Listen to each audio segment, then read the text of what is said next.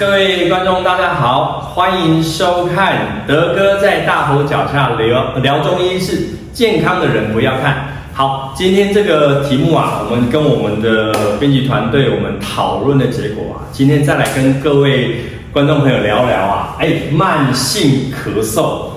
最近啊，大家虽然说我们现在台湾的整个那个 COVID-19 新冠肺炎的疫情已经趋缓了。而且政府也相关单位也告诉大家说，其实我们在公共场合、在户外，其实大家都可以不用戴口罩的，对不对？但是我相信啊，那个大家还是会很紧张，宁愿就是出门了，因为大家这2-3年已经戴口罩都戴习惯了，对不对？那没关系，但是德哥的门诊啊，常常还是会有一些患者朋友来跟德哥聊说，刘医师，我最近那一直咳嗽，然后常常觉得胸闷。常常喉咙常常有那个异物感，常常就觉得想要咳嗽，哇，是不是这个新冠肺炎的后遗症啊？好，那这个东西的话，本来去年德哥在我的那个 podcast 其实已经有跟听众朋友聊过。那我们今天一个比较具象化的概念，再跟各位观众朋友再聊一次。好啦，慢性咳嗽，哇，其实我自己这几天在整理这个题目的时候，发现咳嗽啊是一个非常非常大的题目。那德哥简单先用一个简单的概念，我们中医啊在看这个所谓的我们讲咽喉不利，咽喉不利的话来咽这个地方，那个德哥跟各位观众朋友说文解字一下，中医啊古典很喜欢用一个字去代表一个很大的一个部分，以现代来讲叫做系统。所以以后你有兴趣看到说我们讲的咽喉啊，单一个字咽，其实讲的就是消化系统。那消化系统的时候我们就要谈说，很多那个患者来的时候跟德哥抱怨他的症状就是，比如说我常常就觉得喉咙啊常常有异物感，常常就有一股气这样冲上来，就想要咳嗽。那我就很怕人家又以为我是不是那个新冠还没好，所以我就忍住憋住这样的情形。这个时候德哥教你一个很简单的鉴别方法。如果说你的症状呢，大部分就只有咳，而且什么时候最容易咳呢？就是你晚上要睡觉的时候，当你要躺下来要睡觉的时候，才过没多久，你就觉得，那你我喉咙这边就痒痒，就想要痒痒，就想要咳嗽。这个时候，而且这个时候呢，你多半没有其他的呼吸道，所以呼吸道症状可能就是你没有鼻塞。或者也不会说打喷嚏，单纯就是想要咳嗽，那8-9不离10你可能就是会有点那什么，我们现在常讲的叫做胃食道，有点胃食道逆流啦。好啦，这样类型的朋友啦，德哥要跟你提醒你呢，是不是很喜欢吃甜食？就是我们常开玩笑讲的，你是不是俗称的所谓叫蚂蚁人？很多来德哥门诊的，就是跟德哥抱怨说，我怎么咳嗽都不会好啊？那我们这个诊断脉象搭上去，那我就跟他讲说，你是不是很喜欢吃甜食啊？很多患者都笑一笑，很多是女孩子比较多然后很多朋友呢，还有注意一下，早餐呢很喜欢吃什么？像地瓜当早餐的，大家知道地瓜的英文我们叫做 sweet potato， 叫做什么？甜的马铃薯，就是甜的，它的口感很甜，不管你是蒸的还是煮的还是烤的，吃的就很好吃嘛，叮叮桑桑就很好吃，对不对？很好吃，那就变成是说可能是胃食道逆流。这个时候德哥通常会跟你叮咛几个项目第一个，少吃甜食，但是我知道这个东西真的蛮难的因为很多人一天工作结束，想就吃点甜食缓解一些情绪的压力嘛再来呢，我们台湾人呢很喜欢吃这些所谓的烧烤类的东西就是我们很多这些快炒店大家吃这些烧烤类的那个串烧这些东西再配一杯饮料冰冰凉凉啤酒很多人是在晚上宵夜的时候吃这些东西你可能宵夜场吃的比你的3餐正餐还得多吃完的没多久，有去就躺了就准备要睡觉了。这个时候你胃里面还一堆食物还没消化，所以你更容易造成这个胃食道逆流。啊，第三一点，德哥在门诊常常跟很多朋友，如果说容易犯胃食道逆流的朋友啊，去谈一个东西，就是请大家吃东西的节奏要慢。德哥在门诊最常跟那个患者朋友聊的就是说，你们练习一个东西，我们常常讲叫做饭水分离。饭水分离的话，简单讲就是说，你吃完正餐之后，现在人都很急急忙忙，你不要马上喝一堆水一堆茶。我们都建议患者朋友呢，你大概间隔的大概20分钟到半个小时。那很多患者朋友说那汤也不能喝吗？其实我都建议说汤喝个半碗1碗就好。像我知道很多患者朋友啊，他吃完饭很喜欢喝汤，我都戏称它叫做藤汤。藤汤的话就比如说吃完之后汤呢2碗3碗一直灌到后来，我常开玩笑讲说，你拿个内视镜给你照进去，你的胃里面呢叫做什么汤泡饭。像类型的朋友呢，我要先跟各位先讲这一段，就是说我们先鉴别一下是不是呢你是胃食道逆流。那时候常常你可能有时候会莫名其妙会可能一些反胃啦，有一些有一些轻微的呕吐，像胸闷。为什么会胸闷呢？因为当你的胃消化不良的时候呢，里面产生很多空气，很多空气会胀起来。胀起来的时候，我们这边有个横膈膜，它就会容易顶上来。顶上来的时候就容易有一些胸闷的情形。所以先跟各位观众朋友去鉴别说，你是不是因为这些烟，也就是说我们消化系统的问题造成的这些胃食道逆流的问题。先鉴别到这一点。好啦，那接下来，那如果说真的就是咳嗽呢？咳嗽的时候这个德哥常常讲说我在不会画图所以说我们刚刚讲说为什么我们要去鉴别？其实肺上我们这个就是属于的呼吸道疾病。然后我们刚刚前面先谈的是说，是不是跟你的消化系统有关系？那我们现在讲说，如果说真的是肺的问题，那好啦，呼吸系统问题的时候，这常常要注意的。你合并呢，会不会常常起床了就鼻塞，合并会打喷嚏、流鼻水，合并有咳嗽。那还有就是我们常常讲的，你会不会常常会有些所谓的鼻涕倒流的情形？这个时候呢，就跟你的呼吸道有关了那呼吸道有关的时候，在我们中医的时候，我们怎么去谈这个东西？第一个我们常常讲说，你是不是这种风寒型？风寒型的这个咳嗽或感冒。什么叫风寒？每次德哥总是要再跟各位观众朋友说文解字一下。这个风我常常讲就是什么？就是温差。大家德哥常常讲，我们台湾是属于这种海岛型气候，尤其你看现在已经3月底4月初了，我们气候常常还是这样子常常阴晴不定，一下子好热，一下子好冷。那来看过德哥门诊的听众朋友患者朋友常常会被德哥念之前天气冷，我就说你呢起床有没有加外套？因为起床的时候我们常常就说人还没有完全苏醒。你呢被窝里面很温暖，一下子被窝一掀开，你马上就冲去洗手间尿尿、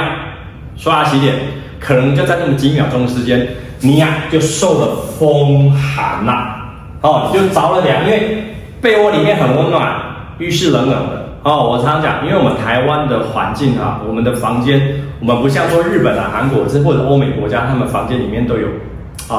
配的这个所谓的暖气每个空间都有暖气。所以每个空间的温差不会太大。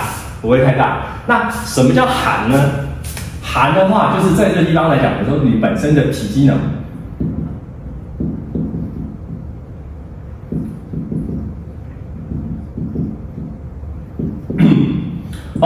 体积能比较弱的人，只要说遇到温差，所以常常你会觉得说，好像有温差的时候，你就想要咳嗽。有温差的时候，有人不自觉就会头顶后脑勺紧紧的，这个时候我们就说你受了一点风寒。所以风寒的时候呢，就是说可能会有些打喷嚏、头痛、流鼻水，早上起来的时候会有点像咳嗽的情形。那大部分来讲的话，我们就说你可能就受了风寒。那风寒的话，如果说你去中医诊所看到呢一些医师可能给你开了一些类似像所谓的像有一个方剂叫做麻黄汤，或者像一个方剂叫做葛根汤，哦，或者有一些方剂叫做所谓的小青龙汤，哦，这一类型的，在我们中医的方剂啊，就是说，哦，这个医师他给你判断说你是属于那种所谓叫风寒型的感冒、风寒型的咳嗽，所以他会用这些方剂给你服用。当然啦，因为德哥今天为什么要拍这个影片，就是说哦，我们中医在看这个咳嗽啊，哦，其实原因很多。对，这个地方德哥差点忘记了，我们常常有听到一句俗谚嘛，我们常常听到一句俗谚叫做这个医先惊地上，就是当医师的啊最怕治咳嗽啊，中破惊猪倒，中破塞最怕煮那个中午的午餐，就哦，那就去休整，还有那种头最惊啦捞哦，就是就连很经验老道的也很怕这个抓漏，所以说这其实来讲咳嗽啊。在其实不管我们中医师也好，或者西医师来讲，这个都是很麻烦的，不好找原因。所以说今天要跟大家鉴别。好，第一个先跟各位分享的就叫风寒型咳嗽，是大概这个类型的会打喷嚏、流鼻水啊，有点会胃管。好啦，第二个类型呢，我们常常听到的就叫做风热型。哦，风热型咳嗽。风热型咳嗽的话，就会觉得说，你常常觉得说，哦，容易口干舌燥，嘴巴很干，然后一直想要再喝点冷饮，然后嘴唇红红的。其实还有，然后或者是咳嗽呢，开始会擤一些黄绿的鼻涕，或者咳一些黄痰。这个东西就很像说我们现代医学讲的，就叫做所谓的细菌性感染你有点细菌性感染东西可能甚至会觉得咽喉会痛。咽喉会痛，胸口这个地方会闷。那我们最常听到的就是一些方剂，就是我常常你看到可能有些就是很多医师可能可以开一些叫做什么银翘散，还有像我们最近很夯的我们的中医的这个方剂，像这个清冠1号清冠1号的话，它基本的方子的起源也是基于我们中医去判断说它是属于这种风热型的那个感冒咳嗽所来去给你调整的。所以说，你如果说去看那个中医诊所这个第二种，你去看中医诊所那个医师呢，如果说他给你开的是这一些类型的方剂，大概8、9不离10所以就是你是属于那种风热型的咳嗽。好，风热型咳嗽，所以说这边德哥要跟各位观众朋友稍微讲一下，如果说最近我们常常有听到很多朋友说，他确诊了，他也怎么样去快筛2条线的时候，他可能自己就是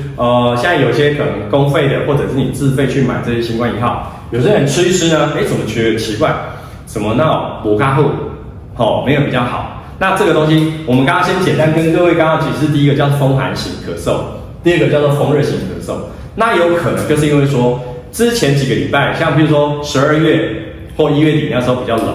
那个时候我们发现很多朋友在那个时间点确诊那确诊的时候，其实在我们中医的分别来讲，那个就比较容易偏向风寒型的咳嗽感冒。那这个时候呢，我们不一定就会用清冠1号去治疗这个咳嗽或感冒的症状，我们可能依照他当时的症状去开立，像刚刚德哥有跟各位讲的，可能一些麻黄汤葛根汤小青龙汤的一些加减来处理他的咳嗽，是这样一个概念。好，来，在第三个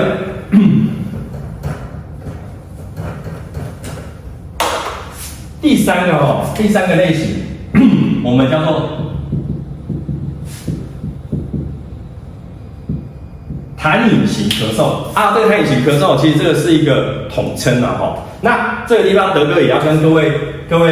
观众朋友讲一下，中医讲这个痰它其实很广义，它不是只有单纯是痰说咳出来那个叫做痰。其实这个东西的话，你把它想象，它就像是一个什么？它就像是一个生理的一个病理产物。病理产物。可能呢，它可能就是卡在我们鼻腔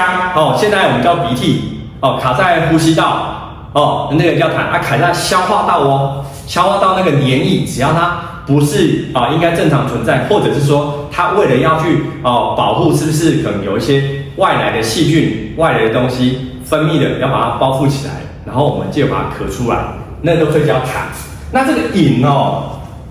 就更广义了哦。饮的话说啊，你体内有饮料吗？不是饮料的概念。中医哦，在谈说这个体内它病理产物代谢不掉的话，我们有分所谓的痰啊、湿气、湿水饮。这个东西就是说，如果说啊，就之前我们有在看新闻报道说，很多这些新冠肺炎的病人啊，如果说太严重的话，可能会造成我们的肺部会有这个我们叫做热膜的积水。哦，这个现代医学我们叫积水，但是在中医来讲的话，它就是一种叫做饮，就是排不掉的，你的身体没有办法代偿排掉的，叫做饮。那中医是不是有这些方剂？可以的哦，是可以处理的。那但是呢，对我们一般的观众对于一般我们的病患来讲的话，我们还先不用谈到这么严重。我们在你还没有到那么严重之前，我们就要把你的病况就把它稳定下去。那我们最常用到的一些方剂啊，大家常看到有一个叫做苓桂竹甘汤。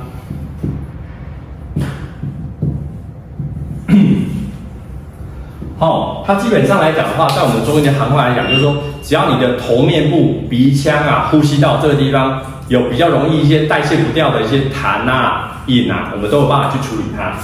好，再来第4个啊，要跟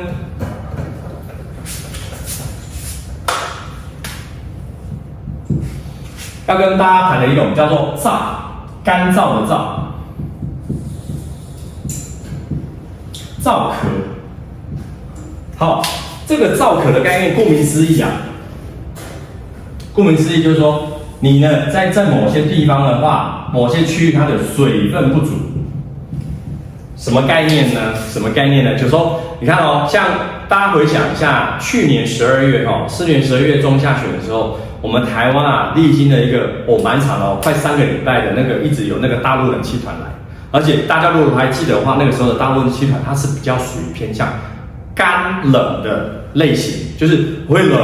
但是没水汽。好，这个时候我们在以地球科学来讲的话，就是说因为大气没什么水分，所以我们人啊，不像说夏天会一直在流汗，但是这样的一个天气形态的话，我们的水分无形中从皮肤，从我们皮肤或者我们讲话、呼吸、吸气、吐气，我们水分会不断的会被蒸散到空气中，或者说我们每天的大小号水分一直流失掉，那这个叫做造成说体内的水分不足。那大家知道嘛？我们在鼻腔、咽口这边有非常多的这些所谓的外分泌腺，眼睛有分泌眼泪的泪腺啊，鼻腔有分泌让鼻腔滋润，或者是预防一些外来的吸气吐气把一些外来的那个粉尘啊，或者是这个空气的灰尘粒子把它吸附起来的那黏液的分泌。还有口腔的话，我们有这些所谓的唾液腺啊，这些腺体的分泌不足的时候，这个时候我们知道咽喉这边就会产生一种纤毛的摆动，有东西进来了，我们吸气吐气，其实你看不到的，很微细的微浮粒子，它可能刺激到我们咽喉，造成咳嗽，我们叫燥咳。这个记得我以前还在医院服务的时候，曾经到对岸去参加一个那个研讨会，然后刚好那个研讨会的地方在哪里呢？在甘肃。那大家知道那个地方就气候相当干燥。我还记得我那时候拍了一张照片回来给家里面的人看，他说女儿脸怎么全部变成风干腐橘皮。而且记得我德哥那个时候也觉得，常常莫名其妙就觉得就想要咳嗽一下。这个时候在我们中医的行话来讲，当你这个因为大气的温度，或者你常常我说你常常把自己当仙人掌，每天水分喝不够，而造成的这个咳嗽来讲，我们叫做燥咳的时候，在中医的理论来讲，我们就需要用到一些所谓的润燥的方法。所以说，在方剂里面，常常你们会看到有一些医师会开一个方剂，叫什么叫做百合固金汤？百合固金汤，或者有一个方剂叫做清燥救肺汤这些的东西，你只要看到说你的中医师呢，他给你开这个东西，基本上8、9不离10才认为说你这个咳嗽是比较偏向所谓的燥性咳嗽。好啊，那中医其实在看这个东西的时候，我们就是分类分的比较细，讲这个东西主要就是要让大家去了解说，OK， 那你这个今天的咳嗽类型大概是比较分向哪一些？但是到底是不是新冠的后遗症就不一定哦。还记得说前面一开始我跟各位观众朋友提到说，有没有可能是因为食道逆流？这个东西一定要特别注意。好，那平常就是说，那德哥啊，那平常的时候有没有其他的方式可以不用吃药？有的，其实今天德哥啊跟各位听众朋友讲一个概念我们呢中医的话有一条就是专管呼吸道的，我们叫做肺经，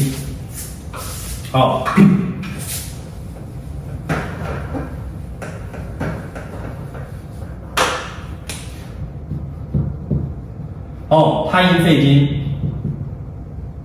手太阴肺经。好，那手太阴肺经的话，它走什么路径呢？其实就是我们的大拇指内侧，大拇指到我们肘横纹的内侧这个地方，到上面这个地方来。好，那当你有这些咳嗽的现象之后，假设你有那么一点概念，知道说我能够确定我的是跟我的呼吸道，我的咳嗽是跟呼吸道有关，那麻烦你今天德哥我讲说我跟你们教穴道，我们用怎么样很简单的方式。大家应该都有刮过痧吧？你就拿一个刮痧板，然后呢，我们呢由上往下刮，就是针对这条肺经的路线，就是大拇指内侧靠近这个我们的桡侧这个地方，这条路径就是我们的肺经。然后你可以从这个肘横纹这个地方开始由近心端往远心端这样刮痧，这样刮痧，这是刮肺经。如果说你有办法证明说你的咳嗽是跟这个那个消化道的关系，好，第二条经络就是我们所谓的叫做三焦经。三焦经的话，你握个拳头会有两条肌腱浮起来如果你扶不起来，最近应该吃太好了有很多好，所以三焦经这个地方也是一样这边我本来有个穴道叫做内关穴，但是怕很多观众朋友有时候会忘记，我们就说这条你扶起来这条经络就是三焦经，也是一样，像刚刚德哥讲，你用刮痧的方式。这个经络我们会在后面会再放一些连结或一些图片相关，再跟各位做一些解释。这是三焦经，然后再呢拍打足三里，拍打足三里，这个动作就是要帮助你消化系统。如果说你是属于胃食道逆流的咳嗽，当然啦，回到刚刚讲，如果说你是属于胃食道逆流，那我刚刚讲的那些甜食地瓜还有那种烧烤炸辣的还有记得那个饭水分离这个动作，千万不要忘记，好不好？好，因为咳嗽这个东西其实说来蛮多的。那今天德哥就先跟各位我们观众朋友先分享到这边，我们下次会再继续跟各位观众朋友分享有想要听的这个主题所以千万大家不要忘记订阅、分享、开启小铃铛。好，那我们下次见，拜拜。